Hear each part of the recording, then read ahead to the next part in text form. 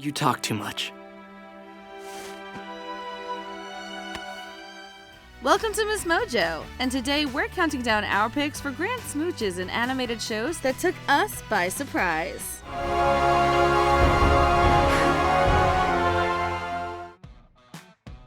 Number 10, Rudys Valentine's Day, Bob's Burgers. The payoff here is great, though completely unexpected from a character like Louise. I don't really celebrate Valentine's Day. It's an invented holiday, you know? Read it! Fine. It's the same as Jean's card. Here come your kisses!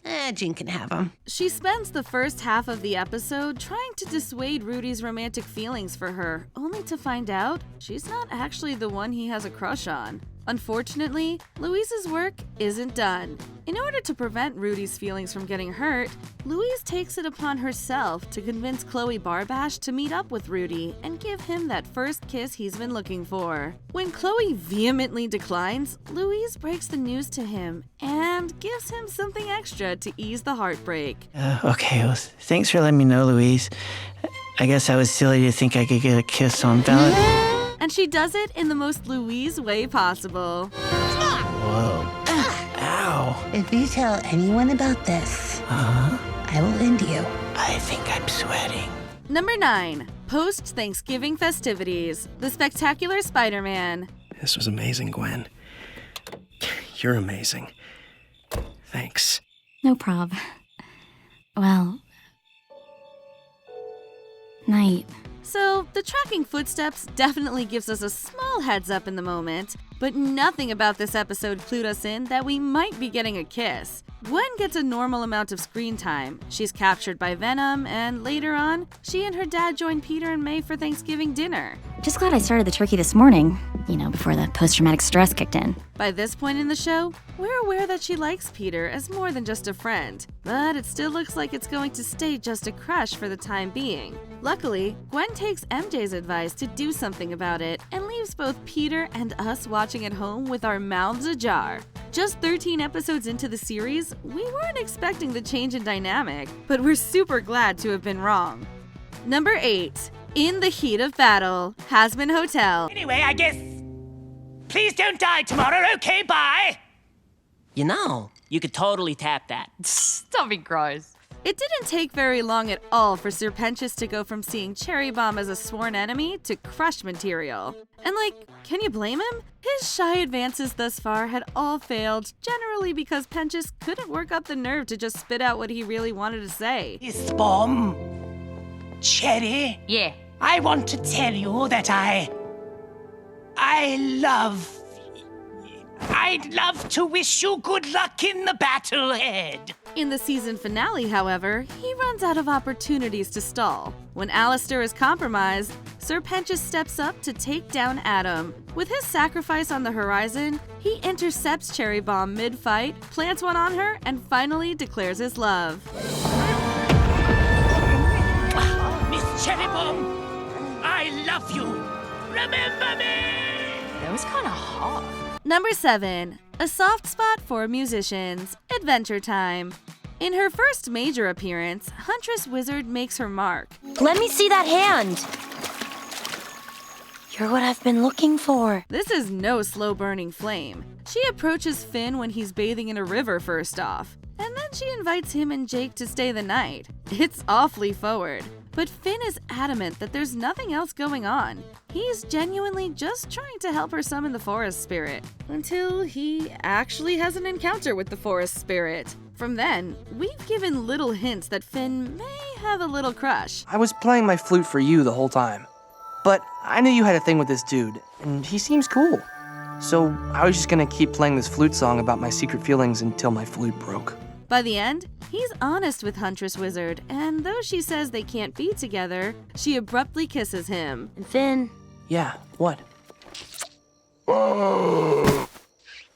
My flute spell was for you too. Number 6, In the Confessional, Total Drama. Get over here, you big lug! I'm not really mad, I just missed you. Every time I ran from the cops, I thought of you. By this point in the series, we're utterly confused. We'd long since been shipping Duncan and Courtney, but the chemistry Duncan and Gwen have developed was hard to deny. Gwen's in the middle of her confessional after winning the challenge, and she's just starting to bring up Duncan when, wouldn't you know it, in he comes. And Duncan's back, and he missed us. Oh my gosh, I didn't lock the door? The lock's busted. Because he's still with Courtney at the time, we're really not expecting anything other than maybe a little flirting. Apparently though, the tension had reached a peak, because it only takes about 15 seconds for the two to lock lips. Oh, hey. Number 5. My first girlfriend turned into the moon. Avatar: The Last Airbender. Okay, now I'm really confused. Happy, but confused. At least 2 of the unexpected kisses in the series involve Sokka. In Book 1, Sokka gets the wrong idea about Yue's feelings, thinking it's his class status that makes them incompatible. He's so sweet about it, but Yue can't possibly let him think that that's the problem, so she shows him exactly how she feels about him. You're a princess, and I'm just a southern peasant. No, Sokka. It's okay. You don't have to say anything.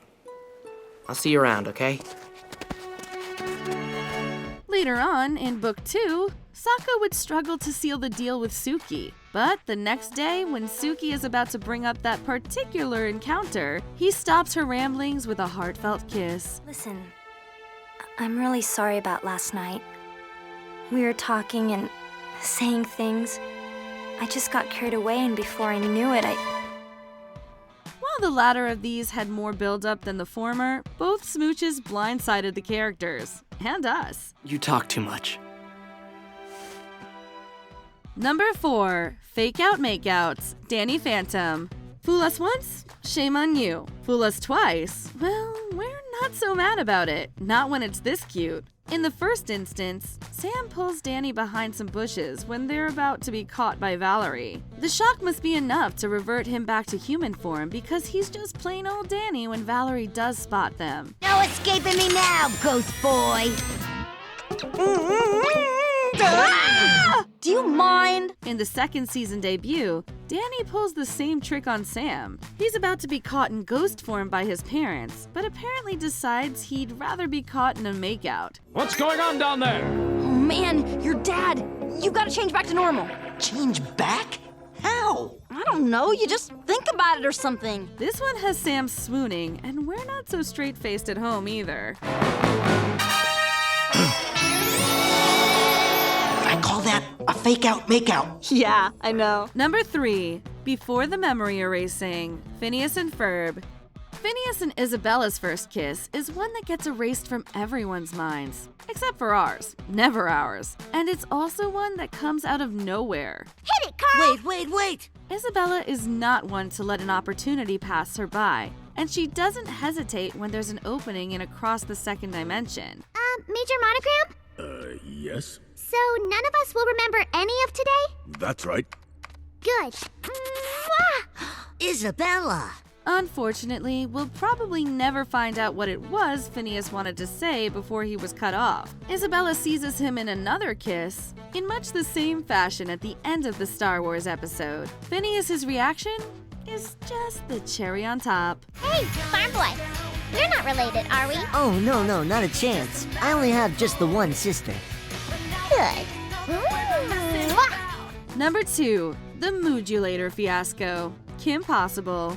Emotion sickness might just be one of the best episodes in the whole series. Shigo and Kim's emotions accidentally become controlled by devices in Ron and Draken's possessions. This, as you can imagine, makes for tons of quirky antics and funny outbursts. When the emotion gets stuck on love, we get to see Kim pursue Ron. Tonight's the big Middleton Days Festival, and I don't have a date. Date?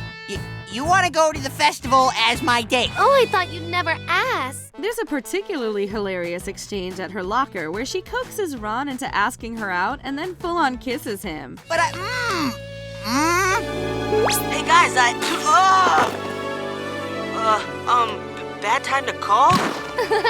They'd never kissed before this, so it completely throws us for a loop. While she's not really in control of her own actions here, this episode does feel like the testing grounds for what would later develop into a real romantic relationship between the two. So I guess the crush and everything was all moodulator, huh? Not everything. There's still fireworks. You think so? Before we continue, be sure to subscribe to our channel and ring the bell to get notified about our latest videos. You have the option to be notified for occasional videos or all of them. If you're on your phone, make sure you go into your settings and switch on notifications. Number 1. Safe and Sound, Harley Quinn. Ivy, No. it's okay. Don't do this. Have a good life. Get married, make babies, name him Harley. Nothing pulls the unspoken passion out of you like a near-death experience. Harley sacrifices herself to save Ivy, but Ivy's not having any of that. She manages to rescue Harley in the nick of time, and the two make it back to safe ground, panting and hugging. And then, all of a sudden, their lips are touching. It's a twist we didn't see coming, but one that makes perfect sense with their relationship trajectory. You know I love you. Bye, Ive. The writers were always building a friends to lovers, and watching it finally come to fruition was everything. Oh, hi. We did it.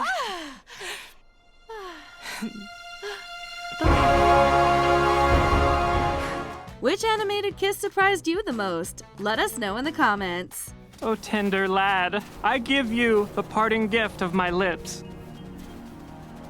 I find your proposal acceptable! Do you agree with our picks? Check out this other recent clip from MsMojo. And be sure to subscribe and ring the bell to be notified about our latest videos.